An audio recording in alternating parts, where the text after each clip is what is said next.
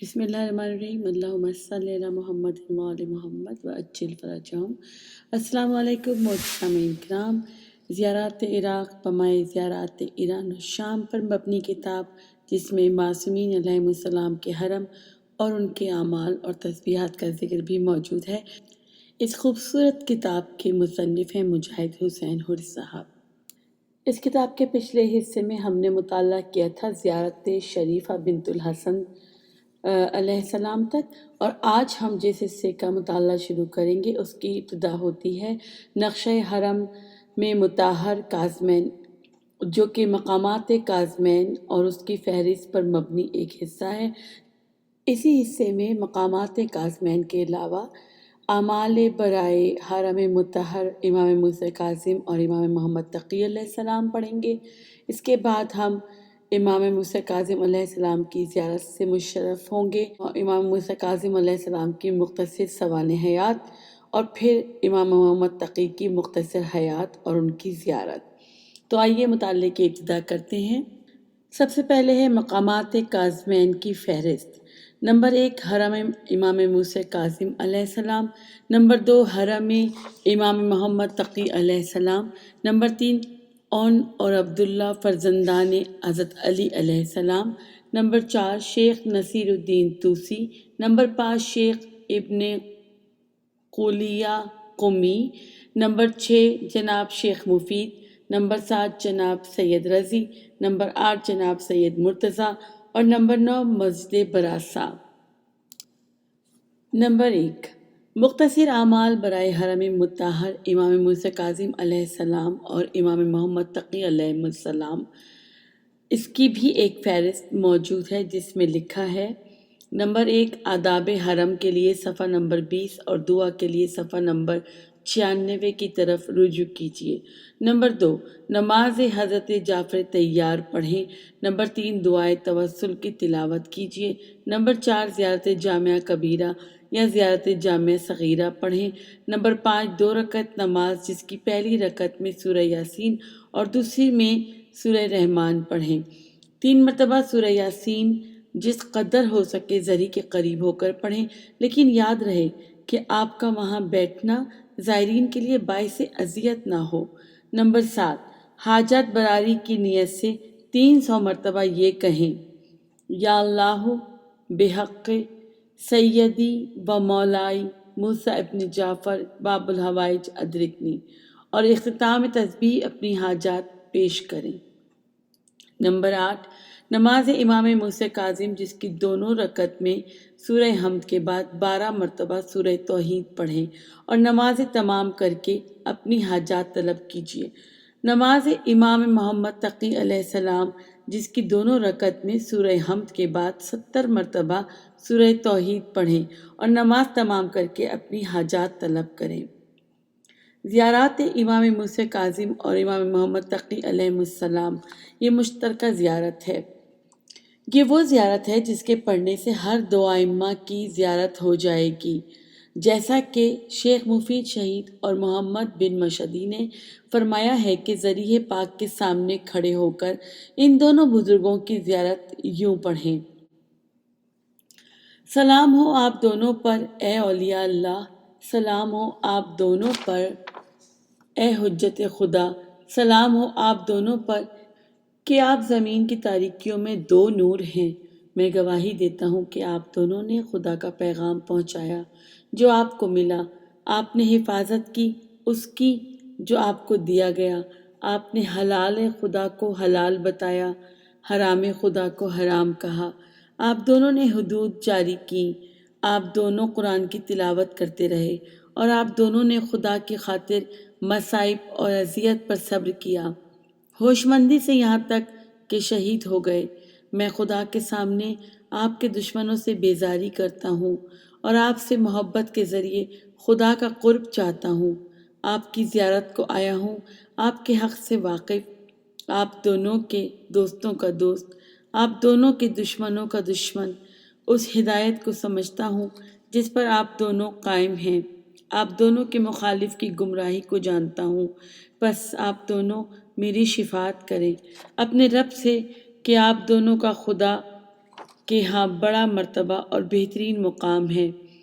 اس کے بعد ان قبور مبارکہ پر بوسہ دے، اپنا دایاں رخسار ان پر رکھے اور پھر سرہانے کی طرف جائے اور یہ پڑھے: سلام ہو آپ دونوں پر اے حجت خدا، اس کی زمین اور آسمان میں، آپ دونوں کا غلام، آپ کا محب، آپ کا زائر، جو آپ کی زیارت کے ذریعے خدا کا قرب چاہتا ہے۔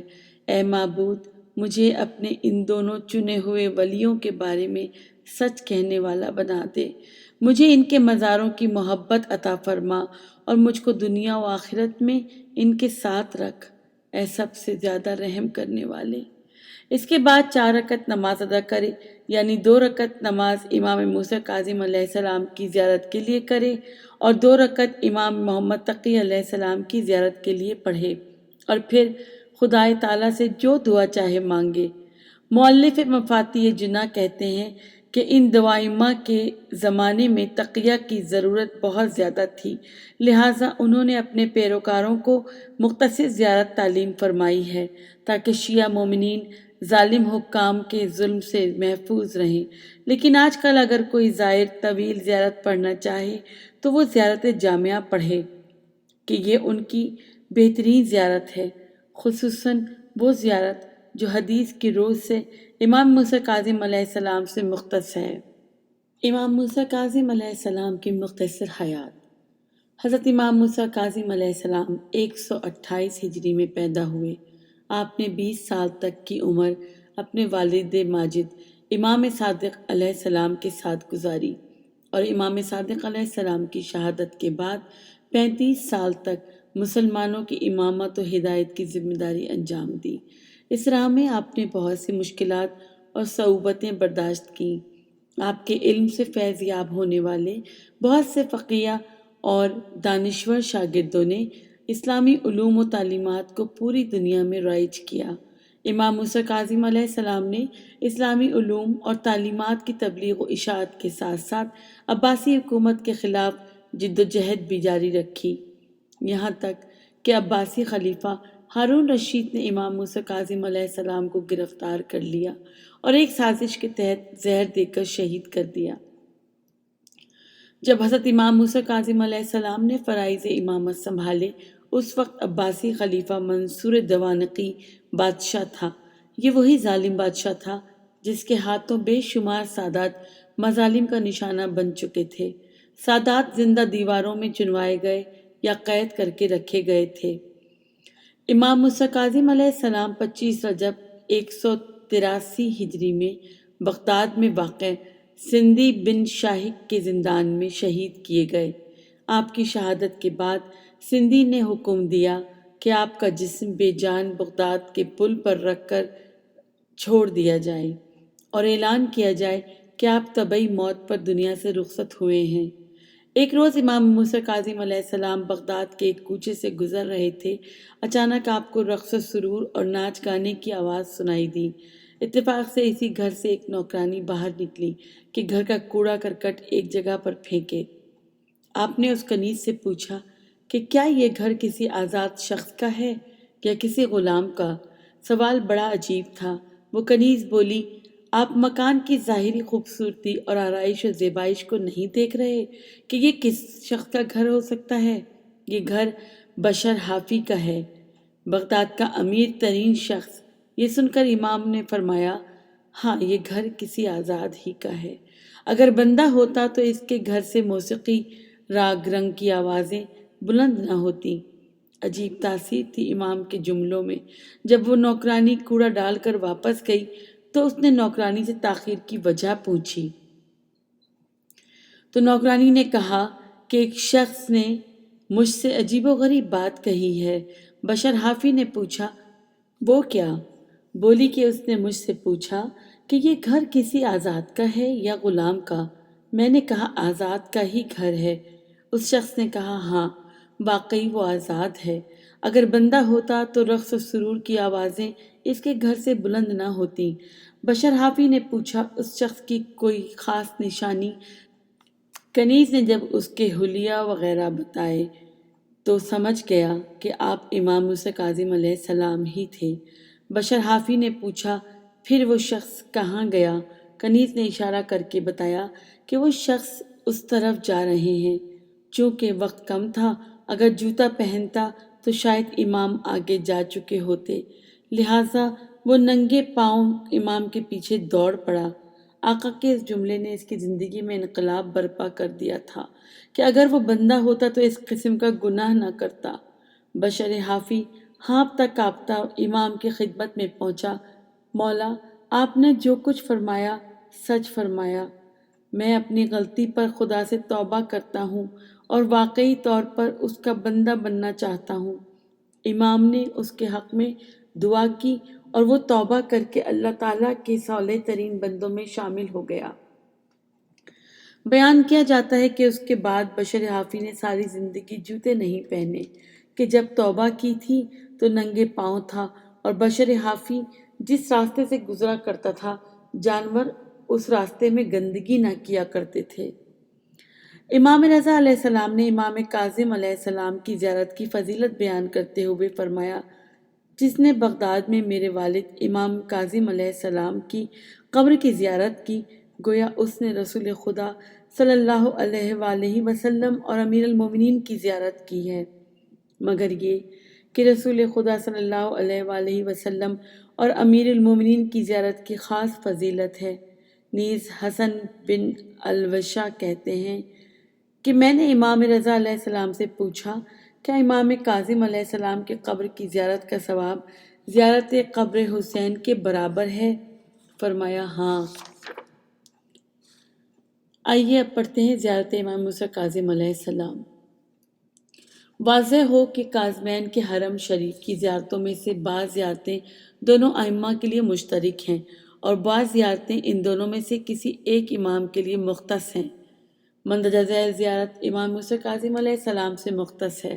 روایت ہے کہ جب کوئی شخص آپ کی زیارت کرنا چاہے تو پہلے غسل کرے اور پھر آرام اور وقار کے ساتھ آہستہ آہستہ حرم مبارک کی طرف چلے، اور جب دروازے پر پہنچے تو یہ کہے، خدا بزرگ تر ہے، خدا بزرگ تر ہے، خدا کے سوا کوئی معبود نہیں، خدا بزرگ تر ہے۔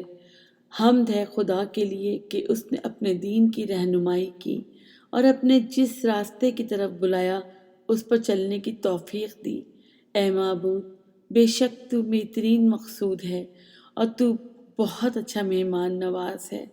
بس میں تیری بارگاہ میں آیا تاکہ تیرا قرب حاصل کروں، تیرے نبی کی دختر کے فرزند کے واسطے سے ان پر تیری رحمتیں ہوں اور ان کے پاکیزہ آبا پر اور ان کے پاکیزہ فرزندوں پر۔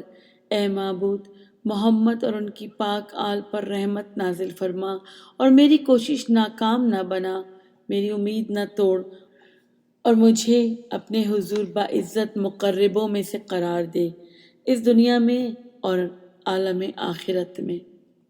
پھر حرم شریف کے اندر جائے جبکہ پہلے دایاں پاؤں رکھے اور کہے، خدا کے نام سے، خدا کی ذات کے واسطے سے، خدا کی راہ میں اور رسول خدا صلی اللہ علیہ وآلہ وسلم کے دین پر، خدا رحمت کرے ان پر اور ان کی آل پر۔ اے معبود، بخش دے مجھے اور میرے والدین کو اور تمام مومنین و مومنات کو۔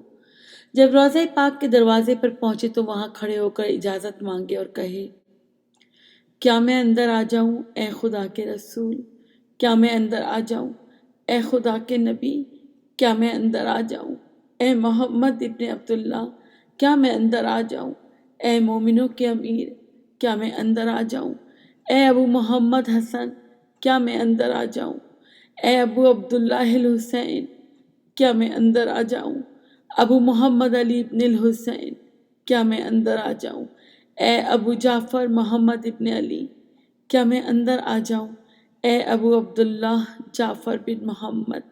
کیا میں اندر آ جاؤں اے مولا موسیٰ ابن جعفر؟ کیا میں داخل ہو جاؤں اے میرے مولا اے ابو جعفر؟ کیا میں داخل ہو جاؤں اے میرے مولا محمد ابن علی؟ پھر اندر داخل ہو جائے اور 4 مرتبہ کہے، اللہ اکبر، اللہ اکبر، اللہ اکبر، اللہ اکبر۔ اب قبر مبارک کے سامنے قبلے کو اپنے کندھے کے پیچھے رکھے ہوئے کھڑے ہو کر یہ زیارت پڑھے۔ آپ پر سلام ہو ولی خدا اور ولی خدا کے فرزند، سلام ہو آپ پر اے حجت خدا اور حجت خدا کے فرزند۔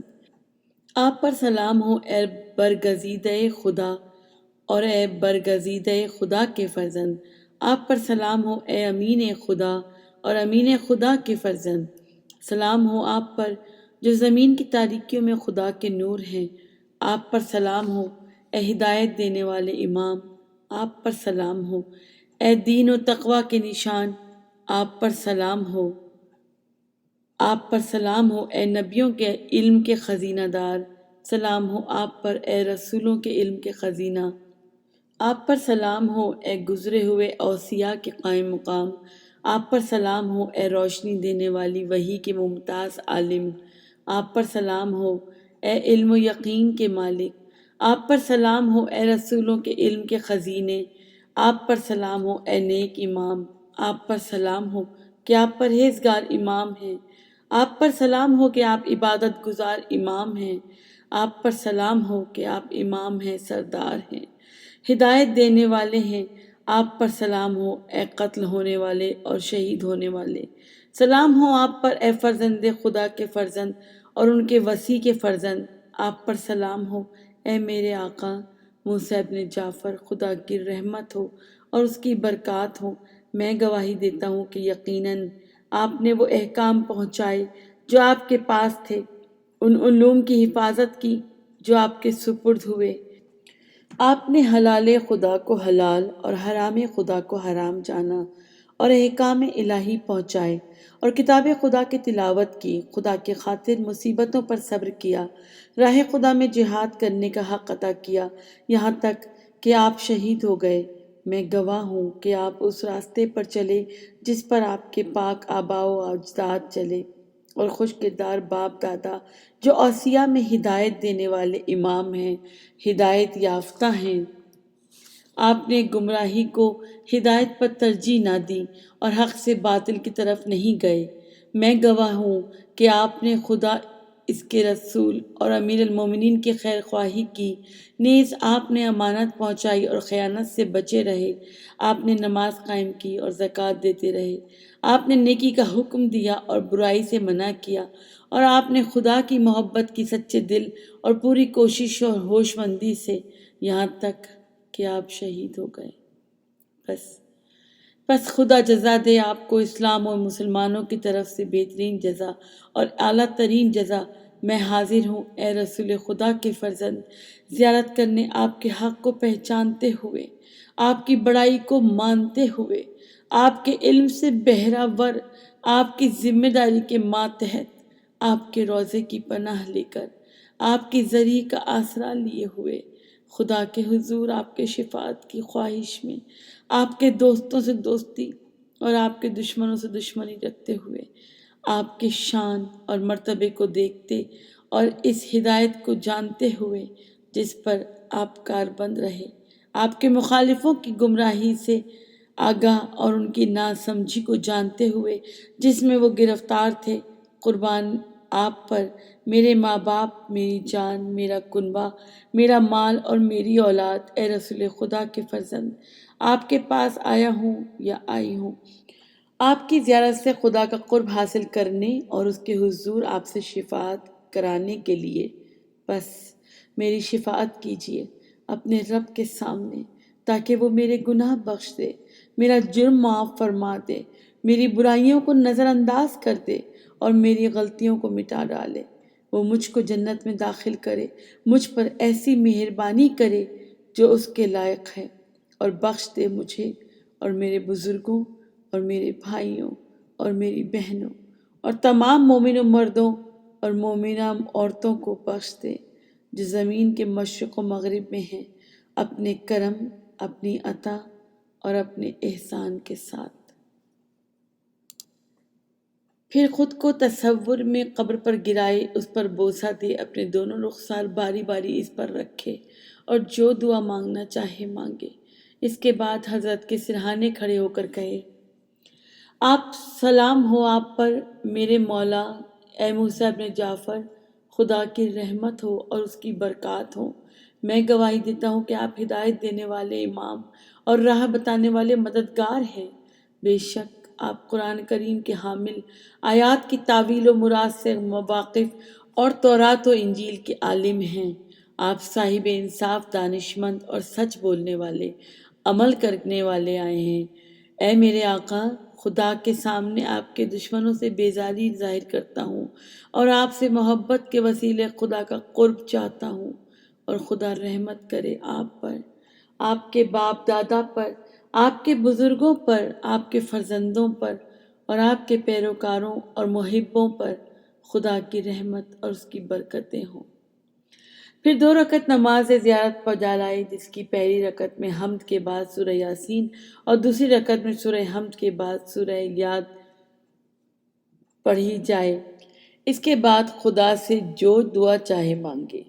مصباح الزائر میں امام موسیٰ کاظم علیہ السلام کی زیارت کے ساتھ ایک صلوات نقل ہوئی ہے، جس میں حضرت کے فضائل عبادت اور آپ کی مصیبت کا ذکر موجود ہے، لہٰذا آپ کی زیارت کرنے والے کو اس صلوات کے فیض سے محروم نہیں رہنا چاہیے، اور وہ صلوات یہ ہے: اے معبود، محمد صلی اللہ علیہ وآلہ وسلم اور ان کے خاندان پر رحمت نازل کر، اور موسیٰ ابن جعفر پر رحمت فرما، جو نیکوکاروں کے قائم مقام، خوش کرداروں کے پیشوا، انوار کے خزینہ، صبر و اطمینان کے مالک اور علوم و اعمال کے جاننے والے کے ہیں، جو رات کو جاگ کر گزارتے کہ صبح ہونے تک متواتر استغفار کرتے تھے، یہاں تک کہ سجدے میں رہتے تھے، بہت آنسو بہاتے، بہت زیادہ دعا و مناجات کرتے اور برابر آہوزاری فرماتے۔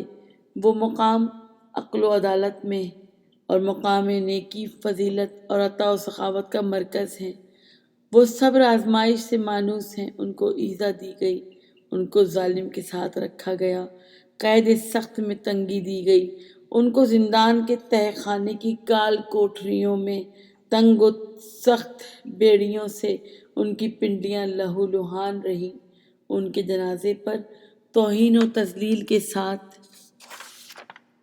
آوازیں کسی گئیں۔ وہ اپنے نانا محمد مصطفیٰ، اپنے باپ علی مرتضیٰ اور اپنی ماں سیدہ زہرا کے پاس پہنچے، جبکہ ان کا حق غصب کیا گیا، حکومت چھین لی گئی، مقصد دبا دیا گیا، انتقام خون باقی ہے اور آپ کو جام زہر پلایا گیا تھا۔ اے معبود، جیسے انہوں نے سخت اذیت میں صبر کیا، دکھوں کے گھونٹ حلق سے اتارے، تیری رضا کے آگے جھک گئے، سچے دل سے تیری اطاعت میں رہے، تیرے سامنے خشوع و خضوع کرنے والے ہوئے، تیری جناب میں عاجز رہے، بدعت و اہل بدعت کے مخالف رہے، اور انہوں نے تیرے امر و نہی میں سے کسی چیز میں کسی ملامت کرنے والی کی کچھ پرواہ نہ کی۔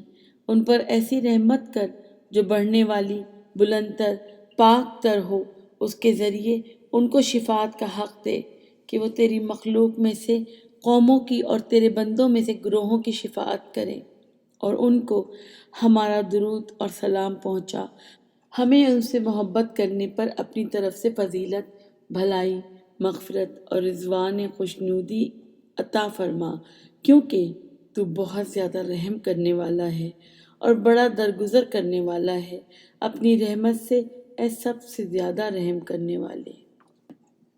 اب ہم پڑھیں گے امام محمد تقی علیہ السلام کی مختصر حیات۔ حضرت امام محمد تقی علیہ السلام ماہ رجب 195 ہجری میں پیدا ہوئے۔ آپ کی ولادت باسعادت کے موقع پر آپ کے والد گرامی حضرت امام رضا علیہ السلام نے فرمایا کہ شیعوں کے لیے ان سے زیادہ بابرکت کوئی بھی بچہ پیدا نہیں ہوا ہے۔ آپ کی نورانی اور خیر و برکت والی زندگی میں ایک نکتہ یہ ہے کہ آپ 9 سال کی عمر میں امامت کے درجے پر فائز ہوئے۔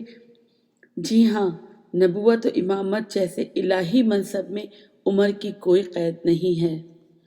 حضرت امام جواد علیہ السلام بھی امام رضا علیہ السلام کی شہادت کے بعد بچپن میں امامت کے درجے پر فائز ہوئے، حالانکہ ظالموں اور ستمگروں نے آپ کو زیادہ دن جینے نہ دیا اور جواد الائمہ علیہ السلام 25 سال کی عمر میں شہید کر دیے گئے۔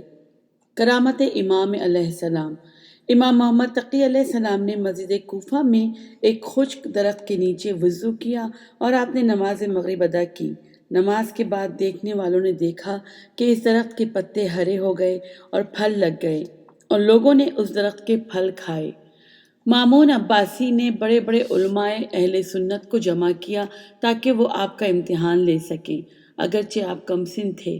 یحییٰ بن اقسم دربار کے بڑے عالم نے حج کے سلسلے میں ایک سوال کیا، چنانچہ امام سے دقیق اور مستحکم جواب سن کر اسے آپ کے علم و دانش پر بہت تعجب ہوا اور اس کے چہرے پر شرمندگی اور شکست کے آثار دکھائی دے رہے تھے۔ آخر ذیقعد 220 ہجری میں آپ کو خلیفہ عباسی کی سازش سے آپ کی زوجہ ام فضل کے ذریعے زہر دیا گیا، جس سے آپ شہید ہو گئے۔ آپ کا روضہ مبارکہ آپ کے دادا امام موسیٰ کاظم علیہ السلام کے برابر میں شہر کاظمین میں مومنین کی زیارت گاہ بنا ہوا ہے۔ امام محمد تقی علیہ السلام کی زیارت۔ امام موسیٰ کاظم علیہ السلام کی زیارت کرنے کے بعد امام محمد تقی علیہ السلام کی قبر شریف پر بوسہ دے اور کہے، آپ پر سلام ہو اے ابو جعفر محمد ابن علی، نیکوکار، پرہیزگار، امام وفا شعار، آپ پر سلام ہو کہ آپ پسندیدہ و پاکیزہ ہیں۔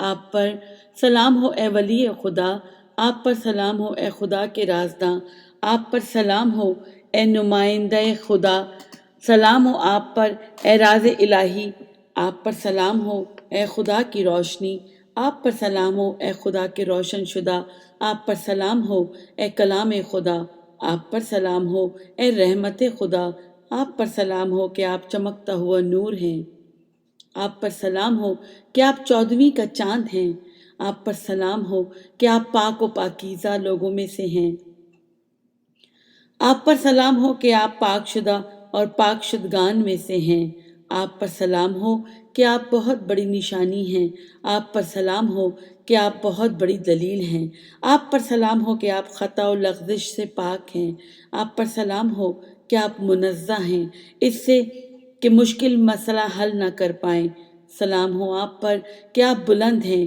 اس سے کہ اوصاف میں کچھ کمی پائی جائے، آپ پر سلام ہو کہ آپ صاحبان مرتبہ کے نزدیک پسندیدہ ہیں، آپ پر سلام ہو اے دین کے ستون، میں گواہی دیتا ہوں کہ آپ خدا کے ولی اور زمین میں اس کی حجت ہیں، آپ خدا کے طرفدار اور اس کے چنے ہوئے ہیں، آپ علم الہی اور علم انبیاء کے امانت دار ہیں، اور آپ ایمان کا پایا اور قرآن کی شارح ہیں، میں گواہی دیتا ہوں کہ آپ بے شک آپ کا پیرو حق ہدایت پر گامزن ہے، آپ کا انکار کرنے والا اور آپ سے عداوت رکھنے والا گمراہی اور ہلاکت میں پڑا ہے۔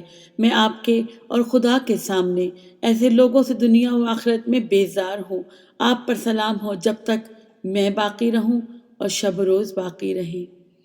پھر حضرت پر اس طرح صلوات بھیجے، اے معبود، حضرت محمد مصطفیٰ صلی اللہ علیہ وآلہ وسلم اور ان کے خاندان پر رحمت فرما، اور محمد ابن علی پر رحمت فرما کہ جو پاکیزہ و پرہیزگار، نیکوکار، وفادار، نیک اتوار، برگزیدہ، امت کے رہبر، ائمہ کے جانشین، رحمت کے خزینہ دار، حکمت کے سرچشمہ، بابرکت رہنما، پیروی کے لحاظ سے قرآن کے ہم پلہ، اخلاص و عبادت کے اعتبار سے اوصیاء میں صاحب مرتبہ، تیری بلند تر حجت، تیرا بنایا ہوا بہترین نمونہ، تیرا خوش ترین کلام، تیری طرف بلانے والے اور تیری طرف رہنمائی کرنے والے ہیں، جن کو تو نے اپنے بندوں کے لیے نشان قرار دیا، اپنی کتاب کا ترجمان گردانا، اپنے حکم کا بیان کرنے والا ٹھہرایا، اپنے دین کا مددگار مقرر کیا، اپنی مخلوق میں حجت بنایا، اپنی مخلوق پر حجت بنایا اور وہ نور قرار دیا جس سے تاریکیاں دور ہوتی ہیں، وہ پیشوا بنایا جس کے ذریعے ہدایت ملتی ہے، وہ شفاعت کنندہ جو جنت میں پہنچاتا ہے۔ پس اے معبود، جس طرح انہوں نے تیرے سامنے عاجزی میں اپنا حصہ حاصل کیا اور تجھ سے ڈرنے میں اپنا حصہ حاصل کیا ہے، اسی طرح تو بھی ان پر رحمت فرما، دگنی رحمت فرما، کہ جیسی رحمت تو نے اپنے کسی ولی پر کی ہو کہ جس کی بندگی کو تو نے پسند کیا اور جس کی محنت کو قبول فرمایا، اور ان کو ہمارا درود و سلام پہنچا اور ہمیں ان کی محبت عطا کر، جس میں تیری طرف سے بزرگی، بھلائی اور بخشش ہو۔ ہم سے خوشنود ہو جا کہ بے شک تو قدیمی احسان کرنے والا، بہترین درگزر کرنے والا ہے۔ پھر 2 رکعت نماز زیارت پڑھے۔ اس کے بعد سامعین ہم پڑھیں گے شیخ ابن قولیہ قمی رحمۃ اللہ علیہ۔ ابن قولیہ قمی 367 ہجری کا نام جعفر ابن محمد اور کنیت ابو القاسم ہے۔ آپ 4 صدی کے شیعہ راویوں اور محمد بن یعقوب کلینی کے شاگردوں اور شیخ مفید کے اساتذہ میں سے ہیں۔ ابن قولیہ صاحب فتویٰ فقہا میں سے ہیں۔ ابن قولیہ 367 ہجری میں فوت ہوئے اور حرم کاظمین میں موسیٰ ابن جعفر علیہ السلام اور امام جواد علیہ السلام کے قرب میں دفن ہوئے، اور پھر ان کے بعد شیخ مفید رحمۃ اللہ علیہ کو ان کے برابر دفن کیا گیا۔ کامل الزیارات سمیت کثیر کتابوں کے مصنف ہیں جناب شیخ مفید رحمۃ اللہ علیہ۔ آپ کا اصل نام محمد بن نعمان تھا۔ آپ 4 اور 5ویں صدی ہجری میں امامیہ کے معروف ترین فلسفی و فقیہ ہیں، جنہوں نے اپنی زندگی اور امام زمانہ کے نزدیک ترین ایام میں بسر کی۔ آپ 336 یا 338 ہجری کو پیدا ہوئے، اور یہ امام عصر علیہ السلام کی غیبت صغریٰ کا زمانہ ہے، اور آپ نے 413 ہجری میں وفات پائی۔ اپنی زندگی کے تمام شب و روز علوم آل محمد کو رائج کرنے میں مشغول رہے۔ آپ کی کتابوں کی تعداد 200 کے قریب ذکر کی جاتی ہے، جن میں حدیث جیسے اہم موضوع سمیت علم کلام کے موضوع پر بیشتر کتابیں لکھی، لیکن علم اصول فقہ، علوم قرآن، امام شناسی جیسے موضوعات پر بھی آپ نے قلم اٹھایا۔ آپ کی زندگی کا ایک نہایت اہم پہلو جو قابل ذکر ہے وہ یہ ہے کہ آپ نے دوسرے اسلامی مکاتب فکر کے علماء سے مختلف علمی موضوعات پر بحث و مباحثے اور گفتگو کی، اور ہمیشہ اپنے علمی دلائل سے اپنے مخاطب کو زیر کیا۔ اپنے اس زندگی کے سفر میں تحریر و تالیف کے ساتھ ساتھ آپ نے شاگردوں کی تربیت بھی کی، اور اپنے بعد شاگردوں کا ایک بے نظیر نمونہ چھوڑا۔ شیخ مفید رحمۃ اللہ علیہ نے خواب میں دیکھا کہ وہ کرخ یعنی عراق کا ایک شہر جس کو کہتے ہیں کی مسجد میں بیٹھے ہیں، کہ اسی اثنا میں سیدہ کونین حضرت فاطمہ زہرا سلام اللہ علیہ اپنے ساتھ اپنے دونوں فرزندوں حضرت امام حسن اور امام حسین علیہ السلام کو لے کے ان کے پاس آئیں۔ اپنے بیٹوں کو شیخ مفید کے سپرد کرتے ہوئے سیدہ علیہ السلام نے فرمایا، تم انہیں فقہ کی تعلیم دو۔ شیخ مفید اس خواب کو دیکھ کر نہایت حیران ہوئے۔ صبح جب مدرسے میں تدریس کے لیے آئے تو کیا دیکھتے ہیں کہ سیدہ فاطمہ بنت ناصر اپنی کنیزوں اور اپنے 2 بیٹوں سید رضی اور سیدہ مرتضیٰ کو ساتھ لیے شیخ مفید کے پاس آئیں اور ان سے کہا انہیں فقہ کی تعلیم دو۔ یہ ماجرا دیکھ کر شیخ مفید کی آنکھوں میں آنسو بھر آئے۔ آپ نے رات کا خواب ان کے سامنے بیان کیا تو سیدہ فاطمہ بنت ناصر فرماتی ہیں کہ اے شیخ، اگر تم نے یہ خواب نہ دیکھا ہوتا تو مجھے تعجب ہوتا، کیونکہ میں نے ان بچوں کو بغیر وضو کے دودھ بھی کبھی نہیں پلایا تھا۔ شیخ مفید نے ان کی سرپرستی کو قبول فرمایا اور تعلیم کا سلسلہ شروع کیا۔ خداوند کریم نے ان دونوں بچوں پر اپنے انعامات نازل فرمائے اور ان پر ایسے علم و فضائل کے دروازے کھولے کہ جن کی بدولت رہتی دنیا تک ان کا نام ہمیشہ باقی رہے گا۔ اس واقعے سے شیخ مفید رحمۃ اللہ علیہ کی عظمت کے ساتھ ساتھ سید رضی اور سید مرتضیٰ کے مقام کا اندازہ بھی کیا جا سکتا ہے۔ آئیے پڑھتے ہیں سید رضی کا مختصر تعارف۔ آپ کا نام محمد، لقب رضی اور کنیت ابو الحسن تھی۔ 359 ہجری میں سرزمین بغداد میں پیدا ہوئے اور ایک ایسے گھرانے میں آنکھ کھولی جو علم و ہدایت کا مرکز اور عزت و شوکت کا محور تھا۔ آپ کے والد بزرگوار ابو احمد حسین تھے جو 5 مرتبہ نقابت آل ابی طالب کے منصب پر فائز ہوئے اور بنی عباس اور بنی بویا کے دور حکومت میں یکساں نظر سے دیکھے جاتے تھے۔ چنانچہ ابو نصر بہاؤالدولہ ابن بویا نے انہیں طاہر الواحد کا لقب دیا اور ان کی جلالت علمی کا ہمیشہ پاس و لحاظ رکھا۔ آپ کا خاندانی سلسلہ صرف 4 واسطوں سے امامت کے سلسلے سے جا ملتا ہے۔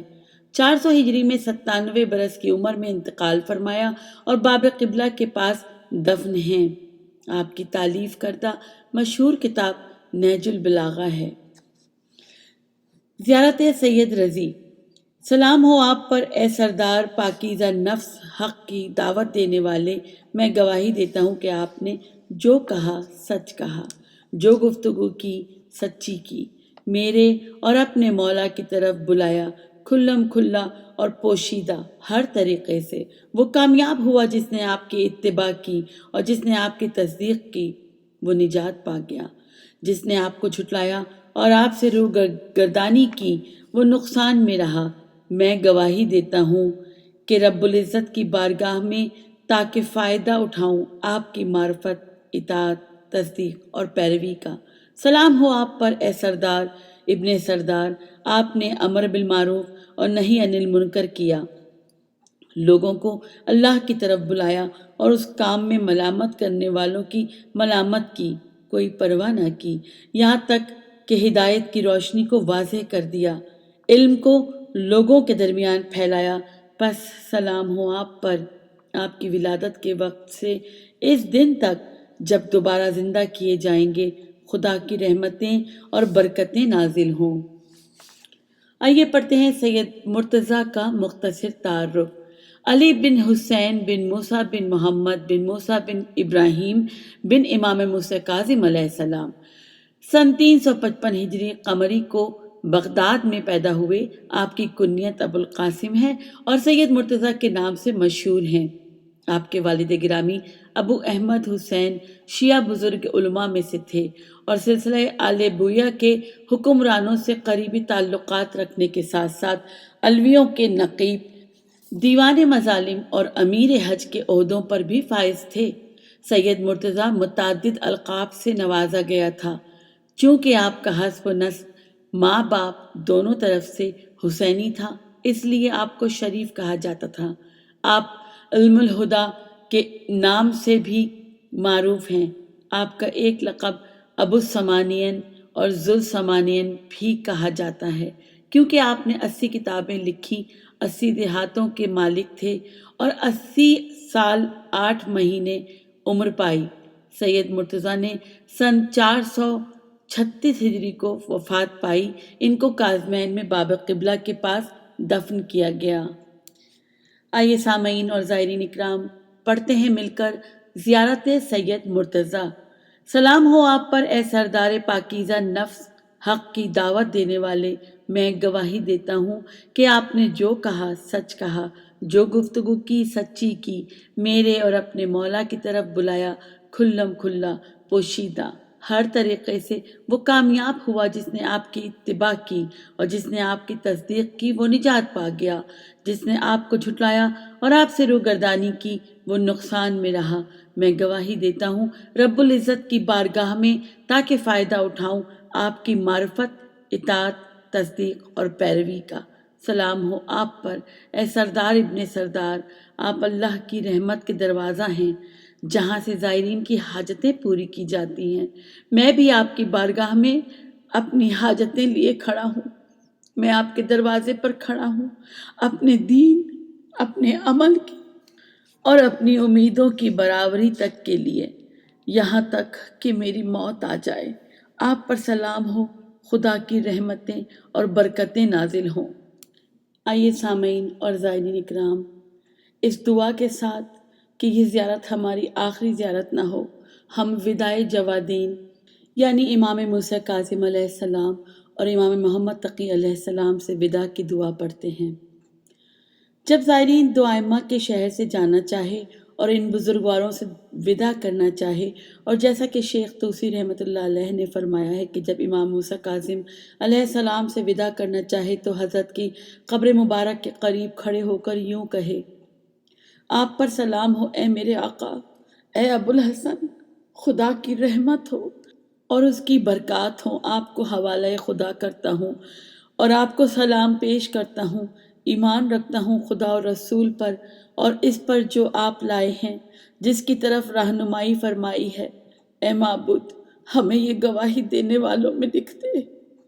امام محمد تقی علیہ السلام سے وداع کرتے ہوئے یہ کہے: آپ پر سلام ہو اے میرے آقا، اے رسول خدا کے فرزند، اور خدا کی رحمت ہو اور اس کی برکات ہوں۔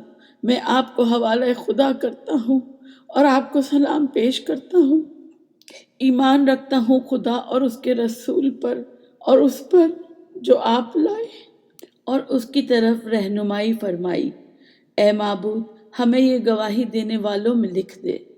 اس کے بعد حق تعالیٰ سے دعا مانگے کہ یہ کاظمین میں اس کا آخری وداع نہ ہو اور دوبارہ یہاں آ کر زیارت کرنے کی توفیق عطا فرمائے۔ پھر ہر دو ائمہ کے قبور یعنی زری پر بوسہ دے اور باری باری اپنے دونوں رخسار قبروں سے مس یعنی مس کرنے کی نیت کرے۔ معزز سامعین کرام، اس سے پہلے کہ میں یہاں اس حصے کا اختتام کروں، حرم کاظمین پر ایک خاص کرامت ہے جس کا یہاں پہ ایک چھوٹا سا پیراگراف موجود ہے، وہ میں آپ کے لیے پڑھتی ہوں۔ روضہ کاظمین شریف پر ایک معجزہ ظاہر ہوا کہ ایک اندھا اور بوڑھا سید نہایت مفلسی کی حالت میں روضہ مبارکہ کے اندر داخل ہوا، اور جیسے ہی اس نے روضے کی زرعی اقدس کو اپنے ہاتھوں سے مس کیا، وہ فوراً چلاتا ہوا باہر کی طرف دوڑا۔ مجھے بینائی مل گئی، میں دیکھنے لگا ہوں۔ اس پر لوگوں کا بڑا ہجوم جمع ہو گیا اور اکثر لوگ اس کے کپڑے تبرک کے طور پر چھین جھپٹ کر لے گئے۔ اس کو 3 دفعہ کپڑے پہنائے گئے اور ہر دفعہ وہ کپڑے ٹکڑے ہو کر تقسیم ہو گئے۔ آخر روضہ مبارک کے خادموں نے اس خیال سے کہ کہیں اس بوڑھے سید کے جسم کو نقصان نہ پہنچے، اس کو اس کے گھر پہنچا دیا۔ اس بوڑھے سید کا بیان ہے کہ بغداد کے ہسپتال میں اپنی آنکھ کا علاج کرا رہا تھا۔ بالآخر سب ڈاکٹروں نے یہ کہہ کر مجھے ہسپتال سے نکال دیا کہ تیرا مرض لا علاج ہو گیا ہے، اب اس کا علاج ناممکن ہے۔ تب میں مایوس ہو کر روضہ اقدس پر آیا اور یہاں ان عظیم ہستیوں کے وسیلے سے خدا سے دعا کی: بارِ الہ، تجھے اس روضے میں مدفون ائمہ کا واسطہ مجھے اثر نو بینائی عطا کر دے۔ یہ کہہ کر جیسے ہی میں نے روضے کی زری کو مس کیا، میری آنکھوں کے سامنے روشنی نمودار ہوئی اور آواز آئی: جا، تجھے پھر سے روشنی دے دی گئی۔ اس آواز کے ساتھ ہی میں ہر چیز کو دیکھنے لگا۔ تمام لوگ اس امر کی تصدیق کرتے ہیں کہ یہ ضعیف العمر سید اندھا تھا اور اب دیکھنے لگا ہے۔ سامعین کرام، یہاں پر ہم اس حصے کا اختتام کرتے ہیں۔ آپ سے اگلے حصے میں ملاقات ہوگی۔ اپنی دعاؤں میں ان مومنین کو ہرگز فراموش نہ کریں جو اس وقت اس مقام مقدسہ پہ موجود نہیں ہیں۔ والسلام علیکم ورحمۃ اللہ وبرکاتہ۔